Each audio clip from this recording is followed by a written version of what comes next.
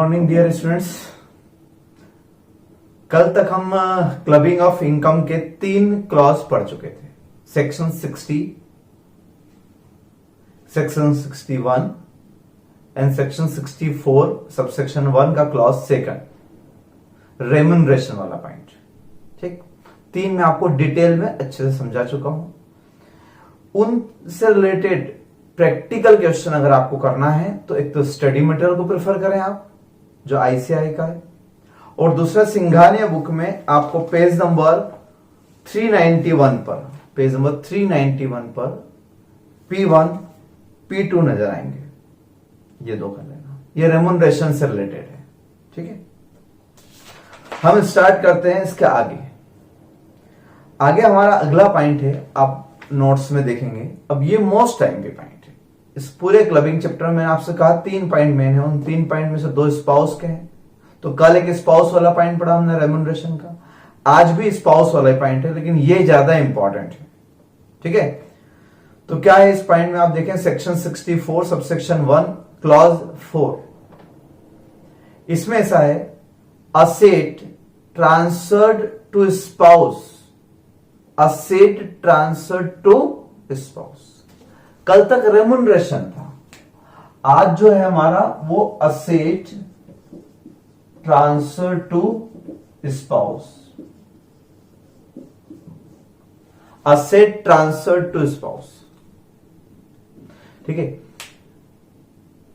और आगे लिखा हुआ है डायरेक्टली और इनडायरेक्टली, ब्रैकेट में लिखा है other than house property, without consideration and not under an agreement to live apart, and relation between husband and wife exist both at the time of transfer and at the time of generation of income। छोटा सा rule है लेकिन बहुत सारी बातें हैं इसमें, इसलिए ध्यान से लॉ के स्टाइल में पढ़ें आप। ठीक, 1 बाय 1 डिस्कस करते हैं। Asset transfer to spouse, mister X ने अपनी कोई प्रॉपर्टी मिसेस एक्स के नाम कर दी। Transfer of asset to spouse without consideration, पैसा नहीं लिया, विदाउट कंसिडरेशन की बात कर रहा हूं मैंने, without consideration, without consideration. Other than house property, यानी यहां हाउस प्रॉपर्टी वाला पॉइंट नहीं आएगा। ठीक, वो मैं आपको अलग से समझाता हूं क्या होगा हाउस प्रॉपर्टी में। मिस्टर एक्स ने 10% debentures of rupees 1 lakh, 1 lakh के डिबेंचर्स खरीदे। ठीक है, 1 लाख रुपए के डिबेंचर्स मिस्टर एक्स ने खरीदे और इन्होंने ये डिबेंचर्स ट्रांसफर कर दिए मिसेस एक्स को विदाउट कंसिडरेशन, बिना पैसा लिए इनको दे दिया। तो अब जब चेक आएगा कंपनी से इंटरेस्ट ऑन डिबेंचर्स का 10,000, तो ये चेक बनकर आएगा मिसेस एक्स के नाम पर, क्योंकि कंपनी की बुक्स में, कंपनी के रजिस्टर में मिसेस एक्स का नाम लिखा गया, तो चेक इनके नाम पर आएगा। लेकिन क्लबिंग के रूल्स के हिसाब से ये इंटरेस्ट ऑन डिबेंचर किसके हैंड्स में टैक्सेबल होगा? मिस्टर एक्स के हैंड्स में टैक्सेबल होगा इस क्लॉज के कारण। ठीक है, तो clubbing rules applicable means income taxable in the hands of transferor, और ट्रांसफरर कौन है यहां? मिस्टर एक्स है। क्लियर बात? तो whenever any asset other than house property transfer to spouse without consideration and not under the agreement to live apart, not under the agreement to live apart, ये point भी काम है। मतलब ये कि ये क्लॉज कब लगेगा? अगर मान लो मिस्टर एक्स ने मिसेस एक्स को ये डिबेंचर्स ट्रांसफर किए, ठीक, लेकिन ये अंडर द एग्रीमेंट किए टू लिव अपार्ट, अलग अलग रहने की शर्त के हिसाब से किए, इन दोनों के बीच में डाइवर्स हो गया, या किसी और रीजन से ये अलग अलग रहना चाहते हैं इसलिए इन्होंने इनको डिबेंचर ट्रांसफर किया under the agreement to live apart, तो फिर यहां क्लबिंग के रूल्स एप्लीकेबल नहीं होंगे। और जहां क्लबिंग के रूल्स एप्लीकेबल नहीं होते, मैंने कहा था आपको, वहां इनकम ट्रांसफरी के हैंड्स में टैक्सेबल होती है। ठीक है। और ऐसा आपने कई जगह सुना होगा। अमेजॉन के मालिक बेजोस ने अपनी प्रॉपर्टी डाइवोर्स में अपनी वाइफ को दी, तो वो वाइफ डाइवोर्स में इतनी प्रॉपर्टी मिल गई उसको, सिर्फ डाइवोर्स मनी के में इतनी प्रॉपर्टी मिल गई कि वो पूरे वर्ल्ड की रिचेस्ट लेडी की कैटेगरी में। इंडिया में भी आपने कहीं देखा होगा, बहुत सारे बड़े बड़े सेलिब्रिटी, ऋतिक और सुजैन, इनका भी डाइवोर्स हुआ, करिश्मा का हुआ।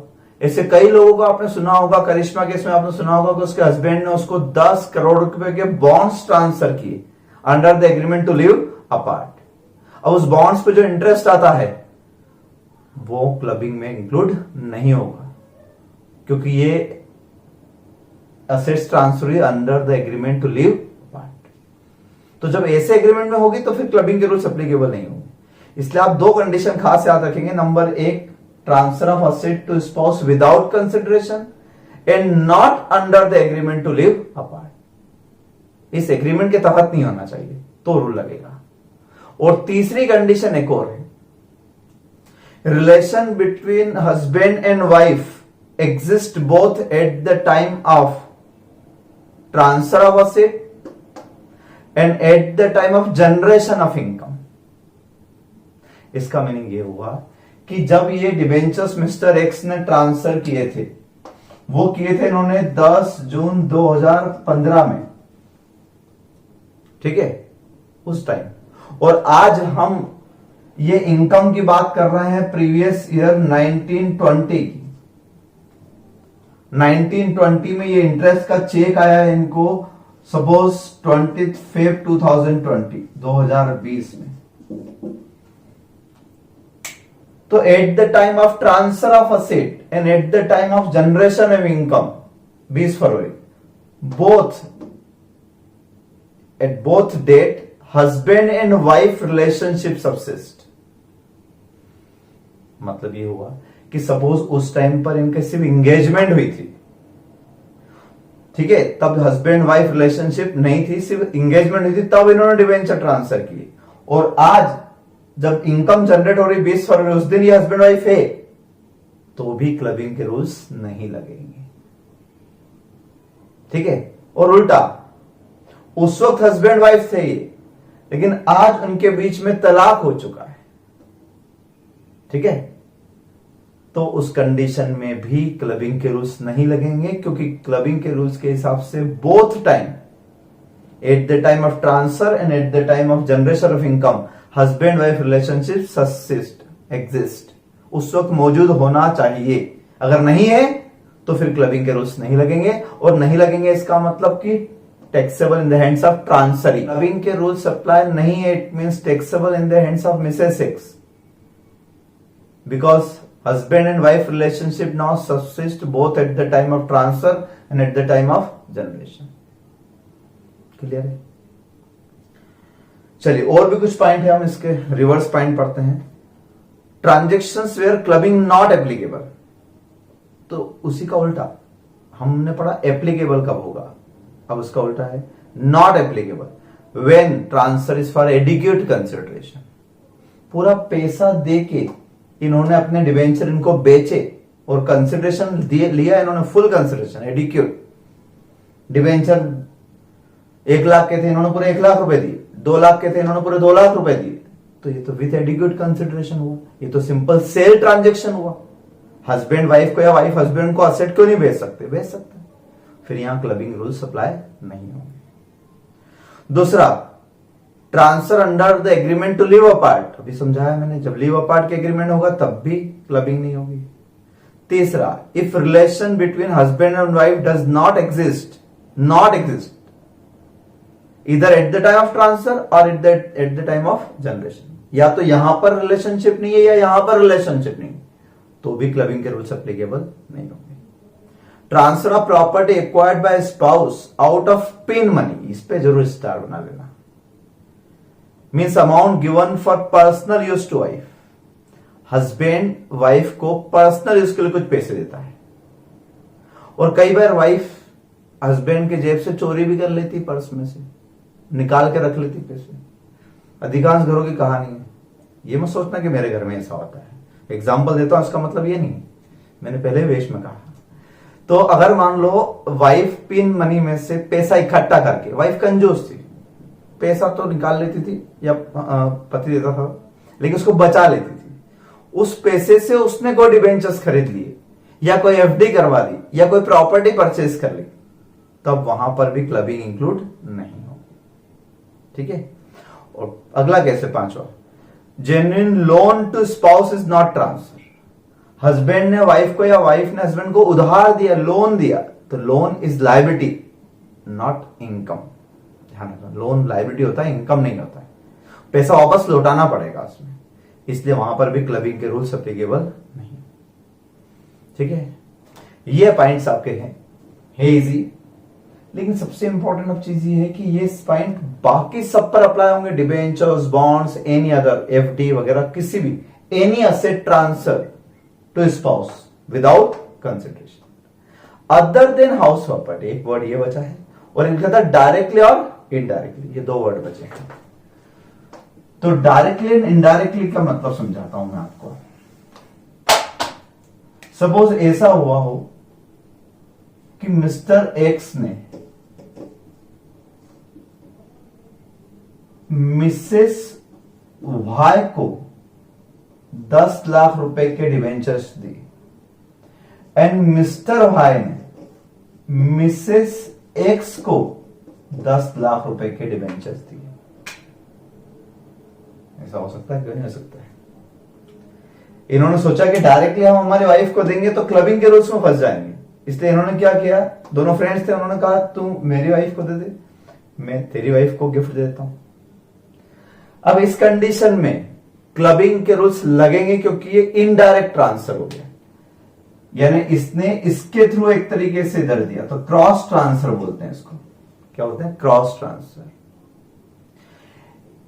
इसकी इनकम इसमें क्लब होगी और इसकी इनकम इसमें क्लब होगी। ठीक है, ये क्रॉस। तो डायरेक्टली और इनडायरेक्ट, डायरेक्ट देता तो होता ही सी ट्रांसफर, इनडायरेक्टली दिया तो भी क्लबिंग के रूल्स एप्लीकेबल। अब एक क्वेश्चन आपको ये आएगा कि सर अगर आइडेंटिकल अमाउंट ना हो तो, सपोज उसने 10 लाख के डिवेंचर दिए और इसने 8 लाख के दिए, तो जो कॉमन अमाउंट है 8 लाख, बस 8 लाख की क्लबिंग होगी, बाकी क्लबिंग नहीं होगी। ठीक है, इस तरीके। तो डायरेक्टली और इनडायरेक्टली। ठीक, एक वर्ड और लिखा था वहां फर्स्ट लाइन में, अदर देन हाउस प्रॉपर्टी। ये रूल हाउस प्रॉपर्टी पर क्यों नहीं लग रहा है, जबकि हाउस प्रॉपर्टी में तो मैक्सिमम ऐसा ही होता है। हाउस प्रॉपर्टी तो, बल्कि ये डिबेंचर्स, बॉन्ड्स, ये तो हर किसी के पास नहीं होते, हाउस प्रॉपर्टी तो ज्यादा मैक्सिमम स्पाउस के बीच में हाउस प्रॉपर्टी का ट्रांजेक्शन होता है। मिस्टर एक्स मकान खरीदता है, किसके नाम पर? मिसेस भाई एक्स के नाम पर। ठीक है, आप अपने घर में अपने पेरेंट्स से पूछना कि आप जिस मकान में रह रहे हो उस मकान में रजिस्ट्री किसके नाम पर है, तो 99% घरों में आपको रजिस्ट्री मम्मी के नाम पर मिलेगी, लेकिन पैसा किसने लगाया? पापा ने। तो फिर क्लबिंग होना चाहिए ना। बट अब यहां क्लबिंग की बात करते हैं। तो आपने हाउस प्रॉपर्टी हेड में सेक्शन 27 पढ़ा, डीम्ड ऑनर का। सेम यही पॉइंट वहां पर था कि transfer of asset house property to spouse. Mister X मकान खरीदते हैं और नाम किसका लिखवाते हैं? मिसेस एक्स का, हाउस प्रॉपर्टी पर। तो अब ये हाउस प्रॉपर्टी के रेंटल इनकम, किराए की इनकम किसके हैंड्स में टैक्सेबल होगी? ऑन पेपर लीगल ऑनर तो ये है, रजिस्ट्री में तो इनका नाम लिखा गया ना, लेकिन पैसा किसने लगाया था? मिस्टर एक्स ने।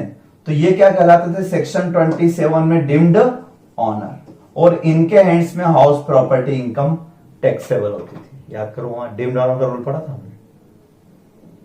तो ये भी क्लबिंग जैसे ही तो था रूल, सेम यही रूल था वहां पर भी। वहां पर भी ऐसे ही लिखा था, transfer of house property to spouse without consideration and not under the agreement to live apart. Same point था वहां पर भी।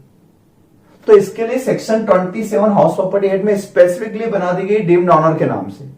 ठीक, इसलिए यहां से इसको हटा दिया, यहां से इसलिए लिख दिया अदर देन हाउस प्रॉपर्टी, यानी उस पर सेक्शन 64 नहीं लगेगी बल्कि सेक्शन 27 लगेगी, बट दोनों सेक्शन है सिमिलर।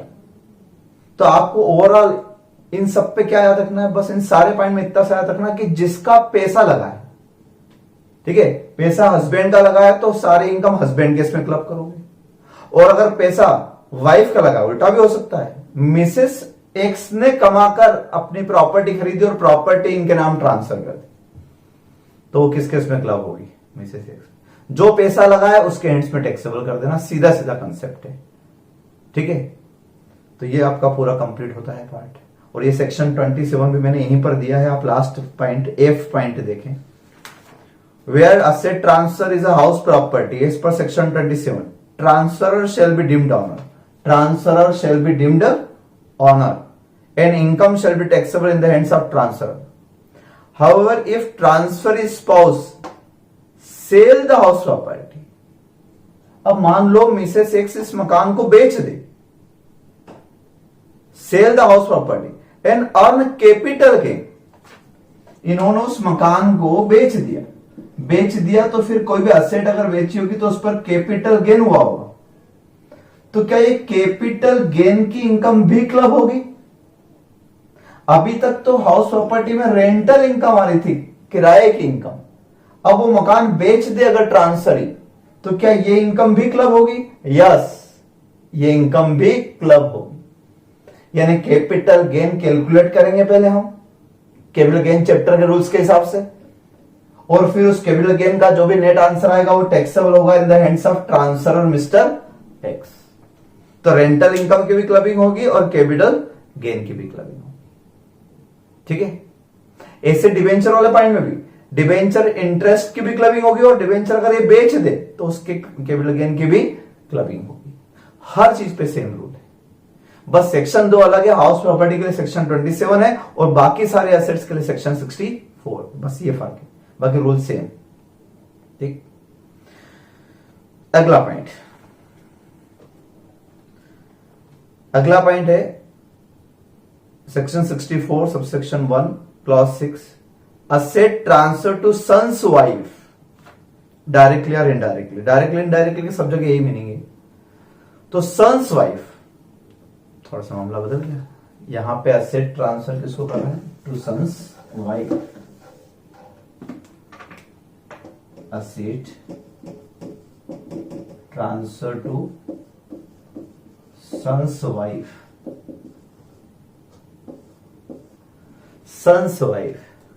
ठीक है, विदाउट एडिक्यूट कंसिडरेशन, पॉइंट वही है कि बिना कंसिडरेशन या कम कंसिडरेशन के लिए, विदाउट एडिक्यूट कंसिडरेशन, ठीक है।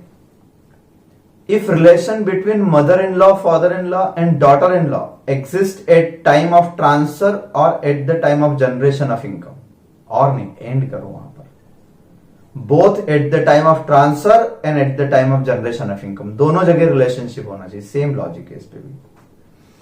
यानी यहां पर यह हुआ कि मदर इन लॉ और फादर इन लॉ यानी सासू जी या ससुर जी अपनी बहू को, सन्स वाइफ को कोई भी प्रॉपर्टी ट्रांसफर करते हैं, कोई भी प्रॉपर्टी अगर ट्रांसफर करते हैं तो वो टैक्सेबल होगी, उसकी इनकम किसके हैंड्स में टैक्सेबल होगी, इन the hands of transferor. Mother in law father in law की हैंड्स में टैक्सेबल होगी, लेकिन शर्त यह है कि ये रिलेशनशिप जो है sons wife and father in law mother in law वाली relationship subsist both at the time of transfer and at the time of generation of income, same वही जैसा मैंने ऊपर वाले पॉइंट में बताया, ठीक है। यानी उस वक्त जब ये असेट ट्रांसफर की तब भी सास ससुर की रिलेशनशिप थी, आज जब इनकम जनरेट हो रही तब भी सास ससुर की रिलेशनशिप, ठीक है। ज्यादा कुछ नहीं इस पॉइंट में।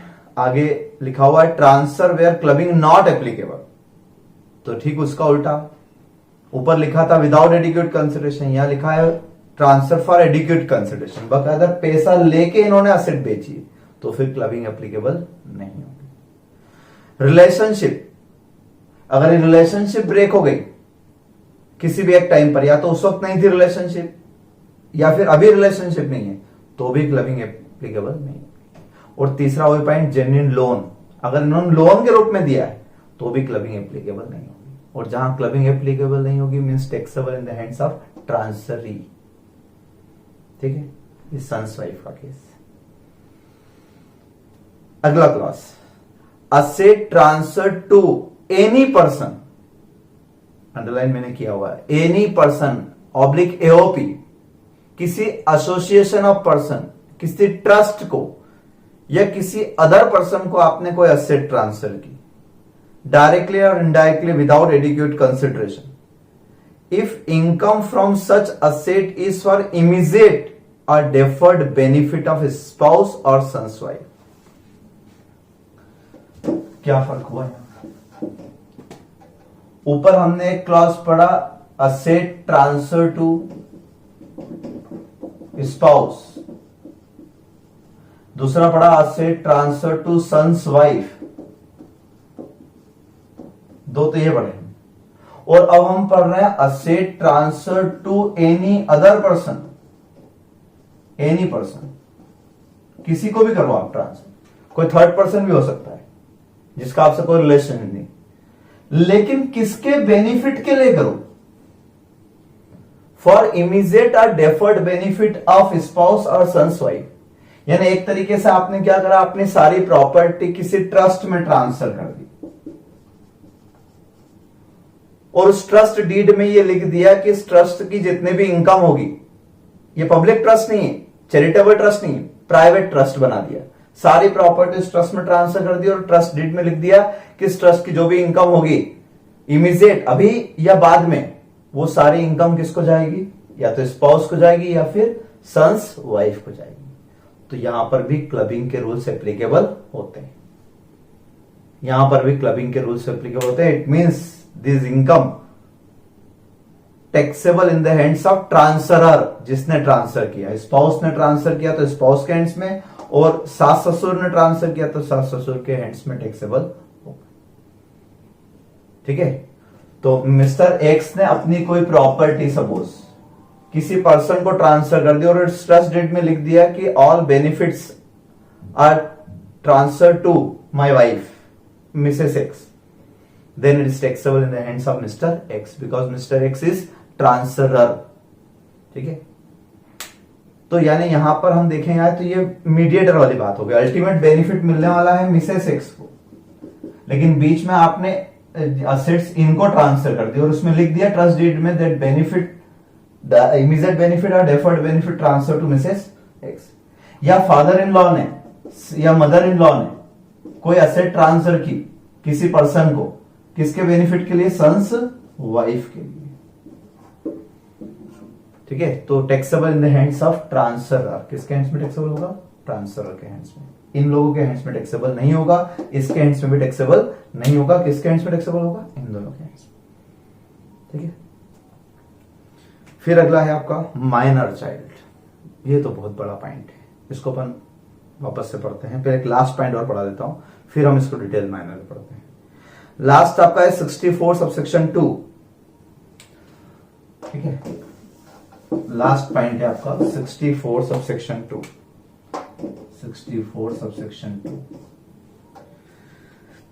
Self acquired property of member of HUF, self acquired property of member of HUF transfer blended to HUF, transfer blended मतलब मिला दिए, मैंने अपनी पर्सनल कमाई हुई असेट अपने परिवार के असेट में ब्लेंडेड मिला दी, ट्रांसफर कर दी विदाउट एडिक्वेट कंसिडरेशन। मतलब ये कि एक एचयूएफ है मेरा, उसमें मैं खुद हूं, ठीक है, वाइफ भी है, बच्चे हैं, एक माइनर है, एक मेजर है। ठीक है, हम 4 लोग हैं हमारी फैमिली में। मैंने अपनी पर्सनल कमाई से, मैं प्रोफेशनल चार्टर्ड अकाउंटेंट हूं, मैं खुद अलग से कमाता हूं, मेरी पर्सनल इनकम, पर्सनल असेट, कोई कुछ भी डिबेंचर्स, एफडी, कुछ भी पर्सनल, वो डिबेंचर्स मैंने किसको ट्रांसफर कर दिए, एचयूएफ में। कहां ट्रांसफर कर दी मैंने? एचयूएफ में ट्रांसफर कर दी। तो अब वो कॉमन प्रॉपर्टी हो गई ना सभी की। पहले वो मेरी पर्सनल थी, सेल्फ एक्वायर्ड थी, सेल्फ खुद की बनाई, बट ब्लेंडेड टू और ट्रांसफर टू एचयूएफ। तो मैं हो गया ट्रांसफरर और एचयूएफ हो गया ट्रांसफरी। अब अगर उस प्रॉपर्टी से उस डिबेंचर या कुछ भी इंटरेस्ट वगैरह आता है, कोई भी इनकम आती है, तो वो इनकम एचयूएफ में टैक्सेबल नहीं होगी, taxable in the hands of transferor because clubbing provisions are applicable. ठीक है, सिंपल सा रूल है। Whenever self generated asset transfer to और blended to HUF property, then it is taxable in the hands of transferor. फिर लिखा है last bullet में, subsequently if on partition, partial और full, same property is received back by individual और his her spouse, income derived here from shall be taxable in the hands of individual who originally transferred property of HUF. Suppose अब ये तो हुआ, ये तो starting की बात हुई। अब मान लो इस HUF का ही पार्टीशन हो जाता है, तो पार्टीशन में सारे एसेट सब में बढ़ जाती है। तो मान लो इसका पार्टीशन हुआ और उसके पार्टीशन में इसके एसेट्स के 4 हिस्से कर दिया आपने। ठीक है, वही वाले एसेट जो आपने इनको दी थी। सपोज 10 लाख के डिबेंचर्स दिए थे, तो 10 लाख के डिबेंचर्स में से 2.5 लाख इसको आ गए, 2.5 इसको आ गए, 2.5 इसको आ गए, 2.5 इसको आ गए। 10% रेट ऑफ इंटरेस्ट थी, 25,000 का इंटरेस्ट इस पे आ गया, 25,000 का इंटरेस्ट, 25,000 का इंटरेस्ट, 25,000 का इंटरेस्ट, 25,000 इंटरेस्ट हो गया।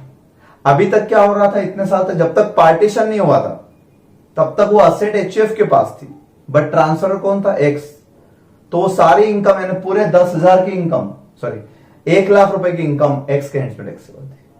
लेकिन पार्टीशन जैसे ही हुआ तो सेम असेट वापस इन सबको मिल गई। अगर पूरे असेट इसको मिल जाए तो पूरा इसके हैंड्स में टैक्सेबल होगा, लेकिन अगर 4 हिस्से हुए तो कितना इसके हैंड्स में टैक्सेबल होगा? बताओ, सोचो 2 मिनट। इसका खुद का 25,000 तो इसके हैंड्स में टैक्सेबल होगा। क्या वाइफ वाला पार्ट भी इसके हैंड्स में टैक्सेबल होगा? यस। कौन से रूल के हिसाब से? वो स्पाउस वाले रूल के हिसाब से, ऊपर वाले पेज पे सेक्शन 64 सबसेक्शन 1 क्लॉज 4 के हिसाब से। Transfer of asset to spouse directly और इनडायरेक्टली। तो इनडायरेक्टली स्पाउस को मिल गया ना असेट, यानी एक तरीके से स्पाउस को तो ट्रांसफर किया ना असेट, तो उस रूल के कारण ये 25 भी इधर आएंगे। माइनर की इनकम भी किसमें आती है? उसके मदर या फादर में, तो ये भी क्लब हो जाएगी। बस ये क्लबिंग नहीं होगी क्योंकि मेजर सन के ऊपर कोई क्लबिंग नहीं, माइनर पे होती क्लबिंग, मेजर पे नहीं होती। तो ये अल्टीमेट इस प्रॉपर्टी का मैक्सिमम पार्ट तो उधर आ गया, लेकिन इस सेक्शन में नहीं आया, ऊपर वाले सेक्शन में आया, और ये आया माइनर के कारण। तो जब भी पार्टीशन होगा और सेम प्रॉपर्टी वापस मिल जाए तो इस तरीके से वो टैक्सेबल होगी, और जब तक पार्टीशन नहीं होगा तब तक तो इन the hands of transfer it is taxable. ठीक, चलिए अब हम आते हैं, मेन रूल अपना है माइनर से रिलेटेड। ठीक है, 2 पॉइंट मेन बचे हैं, तो माइनर से रिलेटेड हम पॉइंट पढ़ते हैं। Income of minor child is clubbed in the hands of parents. ठीक है, एक बात समझ में आती है। Having higher total income before inclusion of such income. Minor की इनकम मदर फादर में इंक्लूड होगी, लेकिन किसमें? तो मदर या फादर में से जिसकी इनकम ज्यादा हो, एक्सेप्ट दिस इनकम, मतलब एक्सेप्ट माइनर्स इनकम। माइनर की इनकम छोड़ के उससे पहले मदर फादर की इनकम देखो आप, जिसकी इनकम ज्यादा हो उसके इसमें क्लब कर दो। तो सपोज माइनर को इनकम मिली 50,000 रुपए। अब इसके मदर और फादर एंड मदर की अदर इनकम जो है, उनकी खुद की personal income without clubbing, other income उनकी एक की 5 लाख, एक की 3 लाख, तो ये 50,000 किस में क्लब होंगे? फादर के इसमें, क्योंकि फादर की इनकम ज्यादा है। ठीक, और एक रूल मैंने कल भी बताया था आपको कि ये सिचुएशन फर्स्ट ईयर अराइज होगी, एक बार जिसकी इनकम में इंक्लूड हो गए, अब हर साल इसी की इनकम में इंक्लूड होगा। Even if next year mother's income is higher than father's income, इनके 8 लाख और इनके 5 लाख हो तो भी इनके इसमें इंक्लूड होगा, क्योंकि एक बार। Unless otherwise assessing officer satisfied. अगर आपको चेंज करवाना है तो असेसिंग ऑफिसर के पास आप उसके लिए रिक्वेस्ट करें, वो अगर सेटिस्फाइड हो जाता है तो चेंज होगा, अदरवाइज जनरली एक बार जिस केस में इंक्लूड हो गया ऑलवेज उसी केस में इंक्लूड होगा। तो बेसिक रूल ये हुआ, ठीक है। फिर बुलेट बना हुआ है transaction where clubbing not applicable. तो where minor child suffer from any disability prescribed under section 80U, कब क्लबिंग के रूल्स अप्लाई नहीं होंगे। और जब क्लबिंग के रूल्स अप्लाई नहीं होंगे, मैं बार बार बोल रहा हूं, तब इनकम ट्रांसफर के हैंड्स में इंक्लूड नहीं होगी, ट्रांसफरी के हैंड्स में होगी। मतलब अगर यहां क्लबिंग के रूल्स अप्लाई नहीं होंगे, इसका मतलब माइनर की इनकम माइनर के हैंड्स में ही इंक्लूड होगी।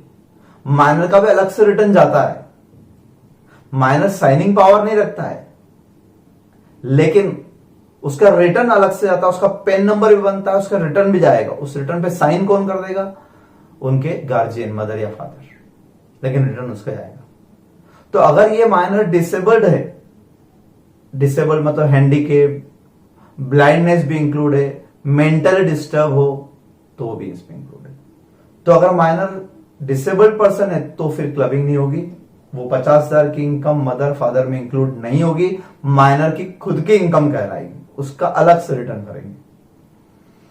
दूसरा, when clubbing not applicable, second point, income attributable to use of talent, skill, manual work of such child. Manual work बस इतना ही पढ़े, मतलब अगर ये 50,000 उसने अपने स्किल्स से कमाए, अपने टैलेंट से कमाए। जैसे आपने देखा होगा टीवी में कई बाल कलाकार हैं जो अपने टैलेंट से कमाते हैं, ठीक। उनको कोई शो में, किसी भी सीरियल में या किसी भी शो में 50,000 की इनकम हुई, अपने टैलेंट से कमाई, उस 50,000 की क्लबिंग हम मदर फादर में नहीं करेंगे। अगेन वो उसकी पर्सनल इनकम है, उसका खुद के रिटर्न में इंक्लूड होगी, ठीक है। तो ये भी ध्यान रखना है, अगर पर्सनल टैलेंट से कमाई है तो भी क्लबिंग नहीं। तो दो केस में क्लबिंग नहीं होगी, when minor is disabled person, ठीक है।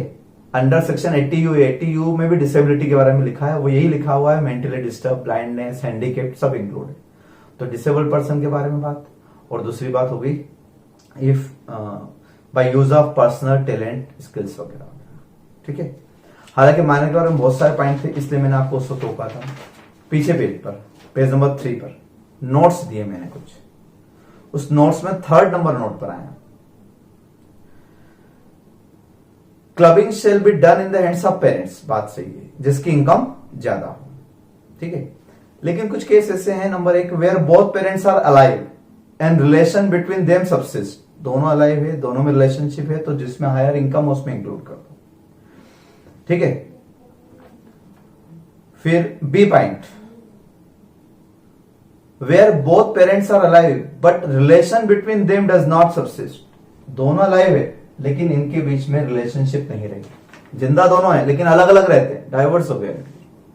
अब इनकम किस केस में इंक्लूड हो, तो यहां क्लियर लिखा हुआ है, इन the hands of parents who maintain minor child. जो उस माइनर चाइल्ड को मेंटेन करना है उसके हैंड्स में इंक्लूड करो। तीसरा, where only one parent is alive, एक जिंदा है, एक की डेथ हो गई, तो स्वाभाविक बात है फिर तो जो जिंदा है उसी केस में टैक्सेबल होगा, ठीक है। मदर अलाइव है तो मदर केस में, फादर अलाइव है तो फादर केस में टैक्सेबल होगा। Where no parents is alive, दोनों की डेथ हो गई हो, तो क्या ग्रैंडफादर या ग्रैंड मदर केस में टैक्सेबल हो सकता है? तो ध्यान रखना, यहां से पेरेंट्स लिखा हुआ है, ग्रैंड पेरेंट्स नहीं लिखा हुआ है, इसलिए वहां क्लबिंग एप्लीकेबल नहीं होगी। क्या लिखा है? Clubbing provision shall not apply. तो क्लबिंग कब तक होगी? जब तक ये जिंदा है। ये अगर इन दोनों की डेथ हो गई है तो फिर क्लबिंग रूल्स अप्लाई नहीं होंगे, इट मींस वो माइनर की ही इनकम मानी जाएगी। हालांकि सिंघानिया में एक जगह इस पॉइंट में डाउट है, बाकी राइटर्स मोर सिंघानिया जी कहते हैं कि अगर दोनों पेरेंट्स अलाइव नहीं है तो वो इनकम एग्जेम्प्ट होगी, जबकि बाकी राइटर्स का ये कहना है कि अगर दोनों पेरेंट्स अलाइव नहीं है तो क्लबिंग नहीं होगी। इसका मतलब वो माइनर की खुद की इनकम। ज्यादा अच्छा लॉजिक टैक्सेबल वाला है, इनकम एग्जेम्प्ट करने का तो कोई प्रश्न नहीं उठता। तो सिंघानिया जी यहां, मुझे ऐसा लगता है, मेरे व्यू के हिसाब से यहां थोड़ा सा गलत है, क्योंकि अगर क्लबिंग नहीं होगी इसका मतलब वो माइनर की खुद की इनकम है, तो हम वही मान के करेंगे। ठीक है। फिर second number point, where the minor income of minor is once included in the total income of either parents. मैंने पॉइंट बता दिया आपको, एक केस में अगर इंक्लूड हो गया फर्स्ट ईयर तो हमेशा उसी में इंक्लूड होगा। अगर आपको चेंज करना है तो असेसिंग ऑफिसर के पास जाएं। तीसरा, child includes step child and adopted child. Minor child का मतलब स्टेप चाइल्ड भी इसमें इंक्लूड है, अडॉप्टेड चाइल्ड भी इसमें इंक्लूड है। It would mean son and daughter, लड़का हो या लड़की दोनों के लिए सेम रूल है। चौथा point, even if minor is married. ये पॉइंट थोड़ा सा ध्यान से देखना, एमसीक्यू भी आ सकते हैं, इसलिए मुझे इतना डिटेल बताना पड़ रहा है। इस पे स्टार बनाना, बाकी पॉइंट याद रह जाएंगे, ये ध्यान रखना। Even if minor child is married, clubbing of income shall be in the hands of parents. Even in case of married minor daughter, clubbing shall apply.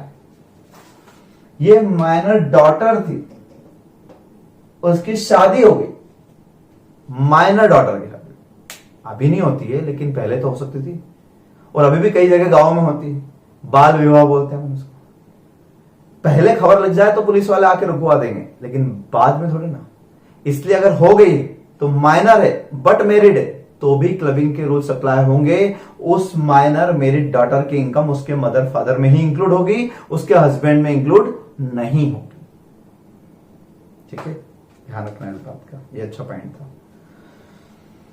assessee shall be entitled to claim under section 10 subsection 32 exemptions of amount 1000 fine rate.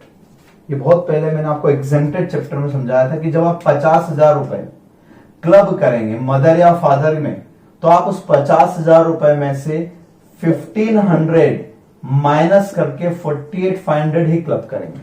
ये 1500 पर child exempted होते हैं। 1500 रुपए बस, 1500 per month नहीं बोला मैंने। जो भी इनकम आप लोगे उसमें से 1500 माइनस कर देना बस। एक बच्चे के लिए 1500, दो है तो 1500 1500 3000 हो जाएंगे, तीन है तो कोई लिमिट नहीं, बच्चों की कोई लिमिट नहीं। तो पर चाइल्ड आप 1500 एग्जाम कर सकते हैं। बहुत माइनर अमाउंट है, कई सालों से अमेंड नहीं हुआ है। ठीक है, मतलब कम से कम 10 से 15 साल से मैं पढ़ा रहा हूं, तब से देख रहा हूं कि ये 1500 ही है, हम भी कुछ नहीं कर सकते। और मान लो माइनर की इनकम 4-5 तरह की है, उसकी इनकम हाउस प्रॉपर्टी की भी है, उसकी इनकम इंटरेस्ट की है, उसकी इनकम विनिंग फ्रॉम लॉटरी की भी, सारी इनकम है उसकी, तो भी हम 1500 से ज्यादा एग्जाम नहीं करेंगे। सब मिला के 1500, अलग अलग 1500 नहीं, एक बच्चे के लिए टोटल 1500 माइनस कर देना है। Section 1032, if child attain majority during the previous year. अब मान लो वो इसी प्रीवियस ईयर में मेजर हो गया, तो ऐसी कंडीशन में जिस ईयर में मेजोरिटी अटेन करेगा, सपोज उसकी मेजोरिटी जो हुई वो इस 1920 इस प्रीवियस ईयर में बीच में मिड ऑफ द ईयर 1 दिसंबर को, तो दिसंबर से पहले तक वो माइनर था, दिसंबर के बाद वो मेजर हो गया। तो इससे पहले वाली इनकम को क्लबिंग करेंगे, इसके बाद वाली इनकम क्लबिंग नहीं होगी, इसके बाद वाली इनकम माइनर के उस माइनर और मेजर हो चुका है तो उसी के हैंड्स में टैक्स होगा, इसकी क्लबिंग होगी उस प्रीवियस ईयर में जिस ईयर में फर्स्ट टाइम मेजर होगा। ठीक है, आगे चलते हैं। 7th point, section 64(1)(a) shall not apply if trust created for the benefit of minor and under the deed of trust the income is accumulated till the minor attain majority and accumulated money waste in the minor only after becoming major। यहां यह हुआ कि minor के नाम पर एक trust बना दिया गया। क्या बना दिया गया? ट्रस्ट। और ये लिख दिया उस ट्रस्ट डीड में, कई फिल्मों में भी आपने देखा होगा कि ये माइनर है, ठीक है, ट्रस्ट बना दिया, ट्रस्ट के कुछ ट्रस्टी अपॉइंट कर दिए और उन्होंने कहा कि आपका काम इस प्रॉपर्टी को मेंटेन करना है, और जब ये माइनर मेजर हो जाएगा तब ये प्रॉपर्टी सारी उसको हैंड ओवर कर देना। ऐसा इस ट्रस्ट डीड में लिख दिया। तो एक केस हुआ था इसके बारे में, CIT वर्सेस AMR दोषी 1995। उस केस के हिसाब से यहां क्या बताया जज साहब ने? क्लबिंग नहीं होगी। इसका मतलब उस इनकम की क्लबिंग ट्रांसफरर के हैंड्स में नहीं होगी। जिसके पास इनकम आई, ट्रस्ट के पास आई इनकम, तो ट्रस्ट के हैंड्स में टैक्सेबल होगी, जबकि ट्रांसफर किसी और ने किया होगा for the benefit of minor. ठीक है ना? Yes sir, clear. अब आपके दिमाग में एक क्वेश्चन और आ रहा होगा, वो ये आ रहा होगा कि सर जब माइनर की पर्सनल स्किल्स वाले इनकम, पर्सनल कमाई वाली इनकम इंक्लूड नहीं होती, क्लबिंग नहीं होती, तो फिर अब इनकम होती कैसे, फिर उसकी फिर अलग से इनकम को कैसे होगी? तो हो सकती है ना, हो सकता है कि उसके दादाजी उसके नाम पर कोई एफडी छोड़ गए थे। क्यों नहीं हो सकता? अक्सर आपने सुना होगा कि दादाजी को पोते बड़े प्यारे होते, तो अगर उन्होंने इनके नाम पे एफडी दी तो उसका इंटरेस्ट जो होगा, उसका जो इंटरेस्ट होगा वो क्लब होगा मदर या फादर में। तो ऐसी इनकम हो सकती है, माइनर की इनकम क्यों नहीं हो सकती? तो विदाउट स्किल भी उसकी इनकम हो सकती है। एक और पॉइंट, एक पॉइंट और वापस मैं उधर लाता हूं आपको, पेज नंबर 2 पर, जहां माइनर का मेन पॉइंट पढ़ रहे थे, वहीं पर वहां पे transaction where clubbing not applicable में ए पॉइंट पढ़ा था, और बी पॉइंट देखो, बी पॉइंट में हमने पढ़ा था income attributable to use of talent, skill, manual work of such child.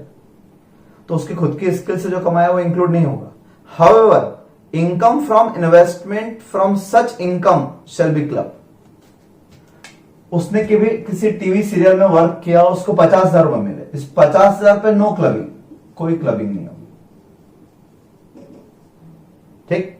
लेकिन ये 50,000 रुपए की उसने एफडी करवा दी या डिबेंचर्स खरीद लिए, किसी भी टाइप का इन्वेस्टमेंट कर दिया। अब इस इन्वेस्टमेंट पर, इस 50,000 रुपए की एफडी पर उसको 6% से 3,000 रुपए मिले, ठीक है। तो ये इनकम क्लबिंग में आएगी। इस इनकम को हम क्लब करेंगे मदर या फादर की इनकम। ढंग से पढ़ लेना, जो टैलेंट से कमाया उस पर क्लबिंग नहीं होगी।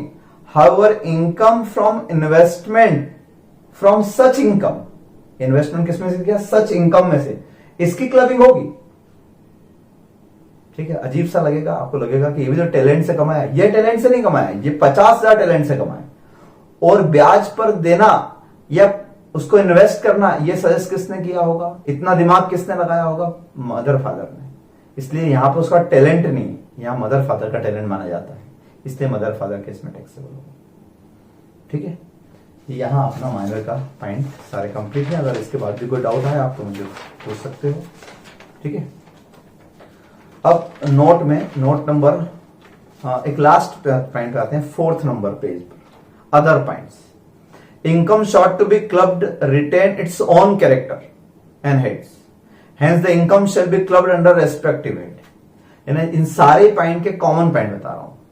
आप स्पाउस की इनकम, माइनर की इनकम, सन्स वाइफ, ये किसी भी इनकम आप जब क्लब करेंगे तो हेड वाइज करना। हाउस प्रॉपर्टी की है तो हाउस प्रॉपर्टी में, बिजनेस की है तो बिजनेस में, कैपिटल गेन की है तो कैपिटल गेन में, अदर सोर्सेस की है तो other sources, head wise clubbing करना।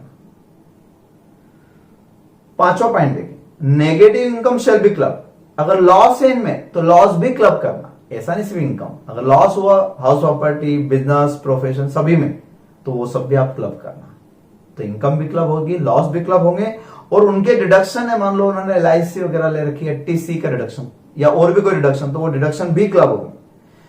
2nd number point, deduction under chapter 6A, chapter 6 है वही 80 वाले deduction, shall be allowed on such total income only to person in whose hands income is clubbed। तो जिसके hands में income club होगी, deduction भी वही क्लेम करेगा। इनकम अगर माइनर की इनकम मदर या फादर में से फादर में हुई है तो डिडक्शन भी कौन क्लेम करेगा? फादर ही क्लेम करेगा। 3rd है, exempted income is however not club. Exempted income को क्लब करने का कोई सवाल नहीं उठता, उसके हैंड्स में रखोगे तो भी एग्जाम, इधर रखेंगे तो भी एग्जाम, इसलिए इस पे clubbing provisions not applicable. Agriculture income is not club because it is exempted income, ठीक है। और negative income shall be club, बताई दिया मैंने आपको, ये कॉमन पॉइंट है फॉर ऑल। एक ही पॉइंट बचा है और वो है note number 1 and 2, page number 3। Page number 3 पे नोट नंबर 1 तो सिंपल है, amount, only amount proportionately relatable to inadequate constraint shell be clubbed. सब जगह एक बात लिखी हुई आ रही थी, सब जगह सारे पॉइंट में, स्पाउस वाले पॉइंट में, माइनर में, सब में, without adequate consideration. Without adequate consideration का मतलब यह होता है कि मिस्टर एक्स ने अपनी कोई चीज मिसेस एक्स को दी 10 लाख की चीज दी तो फ्री में दे दी, तो ये तो विदाउट कंसिडरेशन हो गया, तो क्लबिंग होगी किसके हैंड्स में? Mister x. लेकिन मान लो ऐसा हो कि 10 लाख रुपए की चीज के बदले में 10 लाख रुपए लिए इन्होंने बराबर, तो ये तो एडिक्वेट कंसिडरेशन हुआ, तो क्लबिंग नहीं होगी। पूरा पैसा दे के लिए ना, इन्होंने 10 लाख की असेट दी तो बदले में इन्होंने 10 लाख भी तो दिए, तो फुल वैल्यू ऑफ कंसिडरेशन हुआ है, तो एडिक्वेट। यहां पे क्लबिंग नहीं होगी, और क्लबिंग नहीं होगी इसका मतलब प्रॉपर्टी इनकी हो गई अब, क्योंकि इन्होंने पैसा देके खरीदी है, तो इन्हीं के हैंड्स में टैक्सेबल होगी। लेकिन अगर मान लो ऐसा हो कि इन्होंने 10 लाख की प्रॉपर्टी अपनी वाइफ को सिर्फ 3 लाख में दे दी, कितने में दी? 3 लाख रुपए। तो ये 7 लाख रुपए जो है इस पे क्लबिंग होना चाहिए ना, यानी इन्होंने अपने 10 लाख रुपए के डिवेंचर्स ऑफ रुपीज अब 10%, 10% डिवेंचर्स 10 लाख रुपए के इनको 3 लाख में दे दिए, ठीक है? तो पूरे 10 लाख के डिवेंचर इनको दे दिए सिर्फ कितने रुपए में? 3 लाख में। अब इस पर इंटरेस्ट का चेक तो पूरा आएगा ना, इंटरेस्ट तो पूरा आएगा 1 लाख रुपए का, तो क्या पूरे 1 लाख की क्लबिंग हो? तो नहीं, क्या लिखा? प्रोपोर्शनेट, प्रोपोर्शनेट होगा। तो जब भी इनएडिक्वेट कंसिडरेशन होगा वहां प्रोपोर्शनेट होगा, इसका मतलब 3 लाख तो इनकी जेब से लगे, 7 लाख उनकी जेब से लगे, तो इस 1 लाख के आप 2 हिस्से करो 7:3 के रेशियो में। 70,000 रुपए इस केस में क्लब होंगे और 30,000 रुपए मिसेस एक्स के हैंड्स में टैक्सेबल होंगे। यानी सीधा सा लॉजिक है, जो जितने पैसे लगा उसके हैंड्स में उतना टैक्स लगेगा। इसने 7 लाख रुपए लगाया, इसने कितने लगाए? 3 लाख। 10 लाख में से 3 लाख इसको मिल गया ना, तो इसने कितने लगाए? 7 लाख, और इसने कितने लगाए? 3 लाख, तो 7:3 के रेशियो में बांट दो, सिंपल सा लॉजिक सारे पॉइंट पे। तो जहां पर विदाउट कंसिडरेशन हुआ तो इजी रहेगा, लेकिन जहां इनएडिक्वेट कंसिडरेशन हुआ तो यहां ऐसा करना, ठीक है? एक और पॉइंट शायद याद आ रहा हो तुम लोग को कि सर ये गिफ्ट भी तो है, तो एक बात ध्यान रखना है, गिफ्ट का पॉइंट याद मत रखना वरना गड़बड़ हो जाएगी। गिफ्ट फ्रॉम रिलेटिव से एग्जेम्प्ट होता है, इसलिए आप गिफ्ट का सोचिए मत, ये गिफ्ट कितने भी रुपए का हो ये क्या होगा? एग्जेम्प्ट, क्योंकि रिलेटिव। ये सारे जितने पॉइंट है, सन्स वाइफ, माइनर, स्पाउस, ये सब गिफ्ट कौन से हैं? ये सारे गिफ्ट भी हैं क्योंकि विदाउट कंसिडरेशन है या लेस कंसिडरेशन है, लेकिन ये एग्जेम्प्टेड है इसलिए इसमें गिफ्ट याद मत रखना वरना सब मिक्स हो जाएगा, ठीक है? दूसरा पॉइंट ये पॉइंट हमें समझना है, where the transferred asset is invested by spouse, son's wife in a business, the income clubbable shall be computed as under। दो पॉइंट, पॉइंट 1 में एक फॉर्मूला है, पॉइंट 2 में एक फॉर्मूला है। पॉइंट 2 वाला समझाता हूं मैं आपको। If the investment is made in a proprietary business, इसका मतलब ये है कि सपोज मिस्टर रमेश ने, बहुत देर हो गई थी एक्स और वाई करते करते, मिस्टर रमेश ने अपनी वाइफ मिसेस रमेश को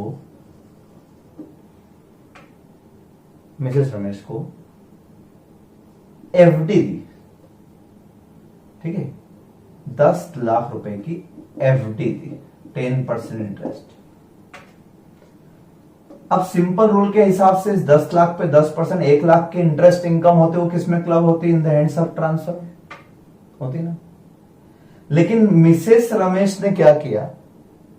इस एफडी को ब्रेक किया, इसका पैसा निकाला और इन्होंने एक प्रोप्राइटरी बिजनेस स्टार्ट कर दिया। उस बिजनेस में 10 लाख तो ये और 5 लाख सेल्फ खुद ने मिला के 15 लाख रुपए की कैपिटल से एक बिजनेस स्टार्ट कर दिया। 10 लाख गिफ्टेड अमाउंट में से और 5 लाख सेल्फ खुद के, 15 लाख से बिजनेस स्टार्ट कर दिया। उस बिजनेस में इनको प्रॉफिट हुआ, उस बिजनेस में इनको प्रॉफिट हुआ। सपोज वो प्रॉफिट हुआ उनको 1.5 लाख रुपए का, 1,50,000 का प्रॉफिट हुआ, तो क्या इस प्रॉफिट की क्लबिंग होना चाहिए? सोचो। आंसर यस सर, नो, क्योंकि ये 15 लाख रुपए पर 1.5 लाख कमाए, उस 15 लाख रुपए में से 10 लाख तो हस्बैंड के, 5 लाख खुद के। फिर वही बात मैं जो आपको कॉमन पॉइंट बता रहा हूं, इस पूरे चैप्टर का सार इतना सा है कि जो पैसे लगाए उस केस में टैक्सेबल करो। तो भाई इस बिजनेस में एक तरीके से 10 लाख तो किसने लगाया? रमेश ने, और 5 लाख खुद ने लगाया, तो इस 1.5 लाख के भी 2 हिस्से होना चाहिए ना। 10:5 के रेशो में। ठीक है, जो 10 लाख इन्होंने कमाया लगाया और जो 5 लाख, तो जो 50,000 रुपए कमाए और 1 लाख रुपए, तो ये 1 लाख रुपए क्लब होना चाहिए किसके हैंड्स में? मिस्टर रमेश के हैंड्स में। और 50,000 खुद ने लगाए तो किसके हैंड में होना चाहिए? मिसेस रमेश, वाइफ के हैंड्स में। तो क्लबिंग लगेगी, यहां पर भी क्लबिंग होगी, ध्यान रखिएगा। ठीक है ना, वेन एवर, फिर से पढ़ लेना पॉइंट। और ये पॉइंट स्पाउस वाले केस में भी है और सन्स वाइफ वाले केस में भी।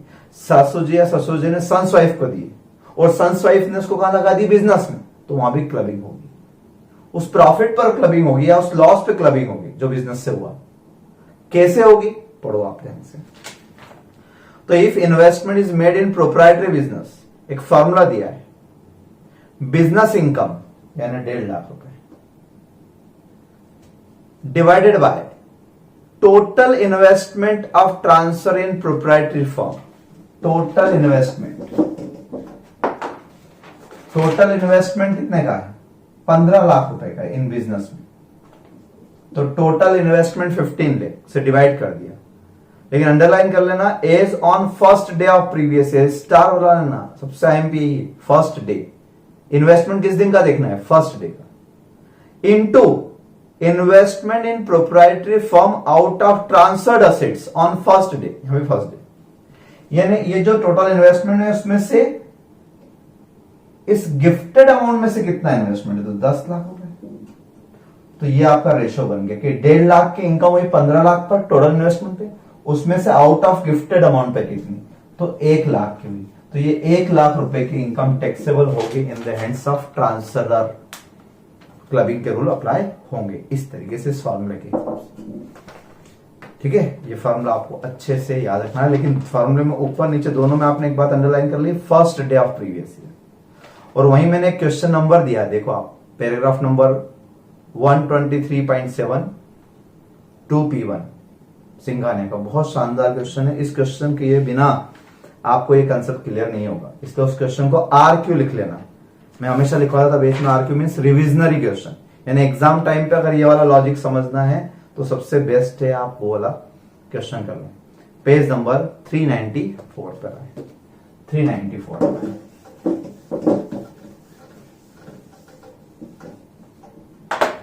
394 पर एक क्वेश्चन दिया हुआ है।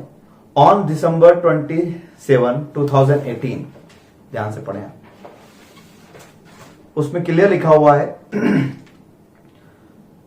X gift 2,50,000 to Mrs. X. Mrs. X start a business on January 20, 2019 by investing 8,50,000, which she has arranged as under. तो मैं आपको स्क्रीन पे एक बार पूरा क्वेश्चन दिखा रहा हूं, आप ध्यान से पढ़ लें इसको, या नोट डाउन कर लें, या किसी और मोबाइल से इसका फोटो खींच के रख लें, जिनके पास बुक नहीं है वो लोग, ताकि क्वेश्चन अच्छे समझ में आ सके। ठीक है, मैं अब इसको डिटेल में समझाता हूं आपको। इस क्वेश्चन को आप ध्यान से इसका स्क्रीनशॉट ले लें। लिख लिया आपने क्वेश्चन अच्छे से? तो आपने देखा इसने क्या किया। ऑन 27 दिसंबर एक्स गिफ्ट 250, 27 दिसंबर को इन्होंने गिफ्ट दिया और 20 जनवरी 19 को इन्होंने बिजनेस स्टार्ट कर दिया। ठीक है, 27 दिसंबर 18 को इन्होंने 2.5 लाख रुपए का गिफ्ट दिया। ठीक है, किसने दिया? मिस्टर एक्स ने अपनी वाइफ को। और वाइफ ने क्या किया कि इसमें अपना और पैसा मिला के और बिजनेस स्टार्ट कर दिया जनवरी 2019 में। कितना पैसा लगाया टोटल मिला के बिजनेस में? तो नीचे आपको लिखा हुआ है, क्या लिखा हुआ है, कहां से पैसा लगाया? 8.5 लाख रुपए लगाया उन्होंने, 8,50,000। उसमें से 2.5 लाख तो ये, ठीक, पहला लिखा है gift on December 27 from husband 250। बाकी के 6 लाख कैसे कैसे लाए हैं? तो gift from grandfather, gift from Mrs A, gift from father of Mrs A, gift from brother of Mrs x, और हर ऑन सेविंग्स। लेकिन ये वाला रूल जो मैं आपको बता रहा हूं, इसे 2 ही केस में बता रहा हूं, एक स्पाउस वाला और एक सन्स वाइफ, वास्तव भी लगता है, इसलिए बाकी सारे गिफ्ट से कोई मतलब नहीं। ठीक है, बाकी आपने अपने फादर से लिया, मदर से लिया, ब्रदर से लिया, सिस्टर से लिया, उससे यहां पे कोई लेने वाला। आपको 8.5 लाख रुपए में से उस 8.5 लाख रुपए का जो कैपिटल इन्वेस्टमेंट किया उसके 2 ही हिस्से करना है। 2.5 लाख आपने हस्बैंड से लिए, स्पाउस से, और बाकी 6 लाख अदर्स से लिए। तो क्लबिंग सिर्फ किस पे होगी? स्पाउस पे होगी, इस पे क्लबिंग नहीं होगी, सीधा सा बात होगी। तो ये आपने ब्रदर से लिए, किससे लिए, उससे कोई मतलब नहीं। ठीक, अब एक नीचे आपको एक कैपिटल अकाउंट बना हुआ दे रखा है, 3 साल का क्वेश्चन है, 1 साल का नहीं, 3 बार समझ में आएगा। तो एक बार में ना आए तो दूसरी बार में ना आए तो तीसरी बार चांस दूंगा मैं आपको, ध्यान से पढ़ो। लेकिन उसको नीचे कैपिटल अकाउंट बना रखा है डेबिट क्रेडिट। तो कैपिटल अकाउंट में डेबिट क्रेडिट क्या होता है? कैपिटल अकाउंट में प्रॉफिट प्लस होता है और ड्रॉइंग्स माइनस होता है, ये डेबिट क्रेडिट होता है और फिर बैलेंस आ जाता है। तो फर्स्ट ईयर का क्या दिया है? इस ईयर का, ये जनवरी 19, कौन सा ईयर है? जनवरी 19। ये प्रीवियस ईयर कौन सा हुआ? Previous year 18-19। तो फर्स्ट ईयर में क्या हुआ? 20 जनवरी को कैपिटल इन्वेस्ट की 8.5 लाख रुपए क्रेडिट साइड में। इस पूरे साल में जनवरी से लेके मार्च 19 तक प्रॉफिट हुआ आपको 2 लाख रुपए और ड्राइंग्स कर ली 70,000। तो क्लोजिंग बैलेंस बचा 9,50,000। बस 1 साल का करेंगे, भूल जाओ बाकी क्वेश्चन। ठीक, सिर्फ 1 साल की बात करता हूं बेटा। तो ये तो 1 साल का अगर मैं क्वेश्चन करता हूं, 3 साल का करना है। फर्स्ट ईयर में 27 दिसंबर को मिस्टर एक्स ने गिफ्ट दिया 2.5 लाख। मिसेस एक्स ने उससे जनवरी 19 को बिजनेस स्टार्ट किया। तो जनवरी 19 मीन्स 18-19। ठीक है, और 80 जिस ईयर में हम बिजनेस स्टार्ट करते हैं उसका प्रीवियस ईयर 18-19 1 अप्रैल से स्टार्ट नहीं मनाया था। जिस दिन आपने फर्स्ट टाइम बिजनेस स्टार्ट किया 20 जनवरी, तो 20 जनवरी को फर्स्ट डे बोलेंगे, वो first day of the previous year कहलाएगा। ठीक है, तो आप ध्यान से देखें, 8.5 लाख रुपए में से 2.5 लाख तो उसने गिफ्ट से लगाए और बाकी 6 लाख रुपए नीचे डिटेल दी है, gift from grandfather, gift from Mrs A, gift from father, brother वगैरह। ये जो फॉर्मूला मैंने आपको बताया है इन्वेस्टमेंट इन बिजनेस, ये सिर्फ स्पाउस और सन्स वाइफ के केस में लगता है, इसलिए बाकी सारे ट्रांसफर से कोई मतलब नहीं, ब्रदर से, सिस्टर से। तो हम सिर्फ 2 हिस्से करेंगे, 8.5 लाख में से 2.5 लाख एक्स से आए और 6 लाख खुद ने लगाए, बस। अब नीचे आपको कैपिटल अकाउंट दे रखा है। फर्स्ट ईयर में प्रॉफिट दिया हुआ है, आप देखो 2 लाख रुपए दिख रहा है। कैपिटल 850, प्रॉफिट 2 लाख, फिर ड्राइंग 70,000, क्लोजिंग बैलेंस। फिर अगले साल 10 अप्रैल को 1 लाख रुपए और गिफ्ट आया मिस्टर एक्स से, वो भी लगा दी बिजनेस में। 6.5 लाख रुपए, सॉरी 6 लाख का प्रॉफिट हुआ, ड्राइंग्स हुए। थर्ड ईयर में 9 लाख का प्रॉफिट हुआ। तो टोटल मिला के तीनों साल में नेट प्रॉफिट की अगर मैं बात करूं तो फर्स्ट ईयर में 2 लाख रुपए का प्रॉफिट है, सेकंड ईयर में 6 लाख रुपए का प्रॉफिट है और थर्ड ईयर में 9 लाख रुपए का प्रॉफिट है। Net profit as per profit and loss account, plus अगर कोई डिसअलाउड एक्सपेंसेस है, कोई एडजस्टमेंट है बिजनेस हेड के, तो वो प्लस माइनस करेंगे। यहां एक एडजस्टमेंट दिया है लास्ट में, सबसे लास्ट पैराग्राफ पर आए आप, सेकंड लास्ट लाइन में। हाउएवर फॉर प्रीवियस ईयर 19-20, इसी ईयर के लिए दिया है जिसमें 28,000 इज नॉट डिडक्टिबल। रीजन क्या है? Being 100% payment of 28,000 to supplier by cross check. इन्होंने 28,000 रुपए का पेमेंट अपने क्रिएटर को क्रॉस चेक से कर दिया। तो एक बार मैंने आपको चैरिटेबल ट्रस्ट वाले उसमें बताया था कि आजकल 10,000 से ऊपर का पेमेंट अकाउंट पे ही चेक से होता है। अगर आपने उसको कैश में या बेरर चेक से या क्रॉस चेक से दे दिया, cross cheque is not account payee cheque, it is equivalent to cash. तो if payment made to a person in a day otherwise than account payee cheque और otherwise than bank net banking facility, then it is disallowed. इसलिए ये पूरा 28,000 disallowed है, यानी इसको permission नहीं है। तो जब परमिशन नहीं है तो हमारा प्रॉफिट गलत है, उसमें से तो ये माइनस हो गया है, इसलिए मैं वापस उसको एड बैक कर रहा हूं, जोड़ रहा हूं। बाकी ईयर में और कोई आपको चेंज नहीं दिया हुआ है। तो 2 लाख रुपए, 6,28,000 रुपए और 9 लाख रुपए प्रॉफिट हो गया। ये हो गया आपकी income from business and profession. अब क्लबिंग के लिए एक फॉर्मूला बताया था मैंने, clubbing in the hands of X। Transferor के हैंड्स में कितनी इनकम टैक्सेबल होगी।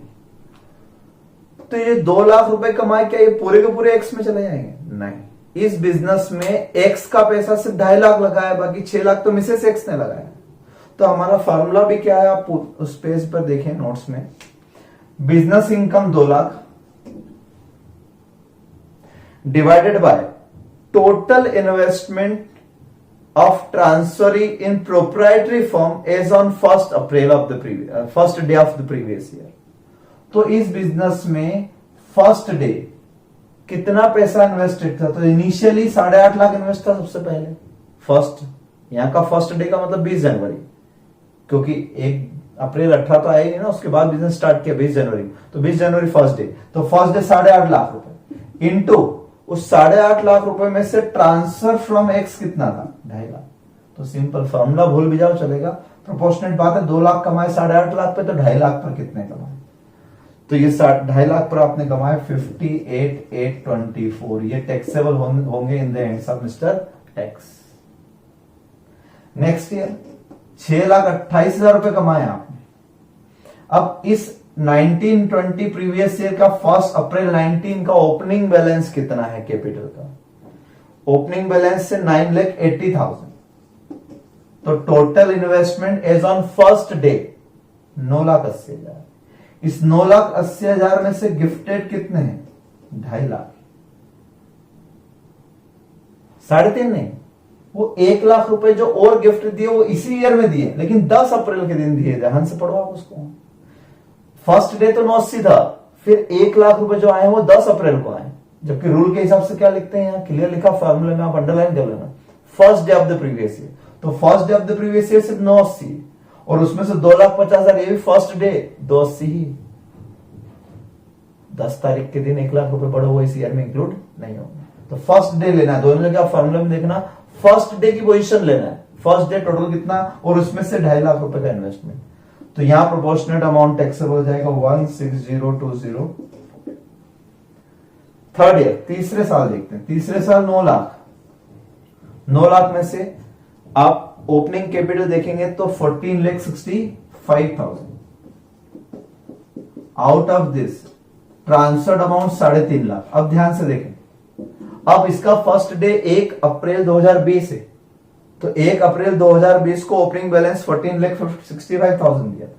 इसमें वो 1 लाख भी इंक्लूड हो गए जो पिछले साल आए थे। तो अब गिफ्ट कितना हो गया? 3.5 लाख। तो 9 लाख कमाए 14,65,000 पे, तो 3,50,000 पर कितने कमाए? इसका अमाउंट हो जाएगा आपका 215,001। ये इनकम क्लब होगी इन the hands of mister x, क्योंकि प्रोपोर्शनेट अमाउंट मिस्टर एक्स ने दिया था तो मिस्टर एक्स में। तो कुल मिलाकर ओवरऑल इस पूरे में एक ही कंसेप्ट है कि आप सिंपल लॉजिक ये लगाना, स्पाउस वाले केस में, सन्स वाइफ वाले केस में, सभी जो पैसा लगाएगा इनकम उस केस में क्लब होगी। 2.5 लाख इसने लगाया तो 2.5 लाख के बराबर प्रोपोर्शनल इनकम 2.5 लाख रुपए के बराबर एक्स में इंक्लूड होगी, बाकी की इनकम मिसेस एक्स में इंक्लूड होगी। बस सीधा सा लॉजिक, ठीक है। ये प्रैक्टिकल क्वेश्चन आप अच्छे से चेक कर लेना, देख लेना, ठीक है। तो ये था पॉइंट नंबर 2। अब ऐसे ही एक पॉइंट नंबर 1 भी है वहीं पर, जहां फॉर्मूला लिखा हुआ है, देखो आप। If investment is made in partnership firm, अगर मिसेस एक्स ये पैसा पार्टनरशिप फर्म में लगाती, 2.5 लाख रुपए हस्बैंड से लिए, 6 लाख रुपए खुद ने लगाए, तो 8.5 लाख रुपए की कैपिटल लगा के किसी पार्टनरशिप फर्म में ये पार्टनर बन गई। वहां इसे 10% पर एनम की रेट से इंटरेस्ट मिलेगा 85,000। वहां ये वर्किंग पार्टनर है इसलिए सैलरी मिलेगी, और वहां ये पार्टनर है इसलिए शेयर इन प्रॉफिट मिलेगा। तो as per rules share in profit तो एग्जेम्प्ट होता है, ये बात हमने एग्जेम्प्टेड इनकम चैप्टर में पढ़ रखी है, सेक्शन 10 के हिसाब से। Share in profit exempt because firm already paid tax, exempt हो गया। एग्जेम्प्टेड इनकम पर क्लबिंग होती ही नहीं। सैलरी वर्किंग पार्टनर को मिलती है, और वर्किंग पार्टनर ने वर्क किया होगा, अपनी खुद की स्किल्स से कमाया है, तो मिसेस एक्स ने खुद ने कमाया है, इसलिए इस पर क्लबिंग की जरूरत नहीं, नो क्लबिंग। अब क्लबिंग होगी सिर्फ इंटरेस्ट ऑन कैपिटल पे, क्योंकि कैपिटल में गिफ्टेड अमाउंट भी इंक्लूड है। तो उस फॉर्मूले को आप ध्यान से देखो तो उसमें क्लियर लिखा है इंटरेस्ट फ्रॉम फॉर्म, इंटरेस्ट पे सर्कल बना देना, interest from form 85,000 85,000 divided by total investment, total investment in form 8,50,000 into लिखा हुआ investment in form out of transferred asset is on first separate. तो ट्रांसफर्ड असेट से 2.5 लाख रुपए ट्रांसफर्ड के from spouse, तो इस टोटल इन्वेस्टमेंट में से 2.5 लाख ट्रांसफर्ड अमाउंट है, इससे प्रोपोर्शनेट अमाउंट देखें तो 25,000 बनता है। तो ये 25,000 रुपए क्लब्ड होंगे इन the hands of mister x. 85,000 मिले थे, 85,000 में से 25,000 मिस्टर एक्स और बाकी के 60,000 मिसेस एक्स के इसमें टैक्सेबल होंगे, क्योंकि 6 लाख इन्होंने लगाए और 2.5 लाख इन्होंने लगाए। ये क्लबिंग का अल्टीमेट रूल है, ठीक है। तो प्रोप्राइटरी फॉर्म में लगाते हैं तो ये वाला प्रैक्टिकल क्वेश्चन आपको जो मैंने करवाया, पार्टनरशिप फॉर्म में लगाते हैं तो इसी क्वेश्चन को मैंने इस तरीके से आपको प्रेजेंट करके बताया। अगर इसका एक प्रैक्टिकल और क्वेश्चन करना है तो आप पेज नंबर 395 सिंघानिया यहां पर 3P1 कर लेना, पेज नंबर 395, पेज नंबर 3 ये कर लेना आप। तो पार्टनरशिप फॉर्म का भी आपको क्लियर हो जाएगी बात। सेम कंसेप्ट है दोनों में, बस फर्क इतना सा कि वहां पूरा प्रॉफिट लेते थे, यहां पर ये दो छोड़ दिए, सिर्फ इस पे क्लबिंग हुई, ठीक है। अब यहां पर अपना क्लबिंग के सारे पॉइंट क्लियर है। क्लबिंग एग्जॉस्टिव चैप्टर ध्यान रखना, जितने पॉइंट क्लबिंग में मैंने समझाया आपको दिए हैं एग्जॉस्टिव लिस्ट है। इसके अलावा कोई पॉइंट आता है ट्रांसफर का तो क्लबिंग प्रोविजंस एप्लीकेबल नहीं होंगे। पॉइंट अच्छे से देख लेना, बाकी पॉइंट नहीं है। स्पाउस वाला पॉइंट है, माइनर वाला पॉइंट है, सन्स वाइफ वाला पॉइंट है, 3 रिलेटिव वाला पॉइंट है, एचएफ वाला पॉइंट है, बाकी और पॉइंट रिलेटिव के नहीं है। एक भाई दूसरे भाई को देगा, कोई पॉइंट नहीं है इसके बारे में क्लबिंग का, तो वहां पर क्लबिंग प्रोविजंस एप्लीकेबल नहीं होंगे, ठीक है। तो रिलेटिव्स के बारे में देखें तो ये 2-3 पॉइंट खास तौर से थे। स्पाउस वाला पॉइंट था, सन्स वाइफ वाला और एचएफ वाला और माइनर वाला पॉइंट। फर्स्ट पॉइंट जो था सेक्शन 60 में, वहां transfer of income without transfer of asset, वहां रिलेटिव से कोई मतलब नहीं, कोई भी हो सकता है। सेकंड पॉइंट में था रिवोकेबल ट्रांसफर, वहां पर भी ऐसा कुछ नहीं, वहां कोई भी एनी पर्सन हो सकते हैं, ठीक है। तो रिलेटिव वाले सीधे पॉइंट थे। अब आप ये प्रैक्टिकल क्वेश्चन कर लें प्लस स्टडी मटेरियल के भी सारे क्वेश्चंस कर लें, ये अपना चैप्टर कंप्लीट होता है। मैं आपको वीडियो लेक्चर में छोटे छोटे चैप्टर इसलिए करवा रहा हूं, पहले आपको प्रैक्टिस हो जाए कि किस तरह से वीडियो को देखना है, किस तरह से उसको इंटरप्रेट करना है, समझना है, फिर प्रैक्टिकल क्वेश्चन करना है। जो डाउट्स आते हैं वो क्लियर करना है, ठीक है। और अगर हो सके तो हर वीडियो को हर कंप्लीट देखने के बाद, पूरा चैप्टर कंप्लीट हो जाने के बाद एक बार मेरे पीडीएफ नोट्स रिवाइज करें और वापस से यही वीडियो थोड़ी फास्ट स्पीड में आप देख लें, तो अच्छा खासा रिवीजन हो जाएगा उस सब्जेक्ट पे, उस चैप्टर पर ग्रिप बन जाएगी। जब वीडियो देखते हैं आप तो एक बार उस पर क्वालिटी भी चेक कर लिया कीजिए कि आपके क्वालिटी 360 या 480 240 कौन सी आ रही है। ज्यादा अच्छा 360 या 480 पे देखेंगे, ज्यादा क्लियर वॉइस भी आएगी, ज्यादा क्लियर आपको पिक्चर समझ में आएगी, ठीक। और मेरे स्टूडेंट्स जो रेगुलर बैचेस में है वो तो देख ही रहे हैं, इसके अलावा भी अगर और कोई वीडियो को देख रहा है, अगर उसे पसंद आता है तो लाइक करें, शेयर करें, सब्सक्राइब करें। Thank you so much.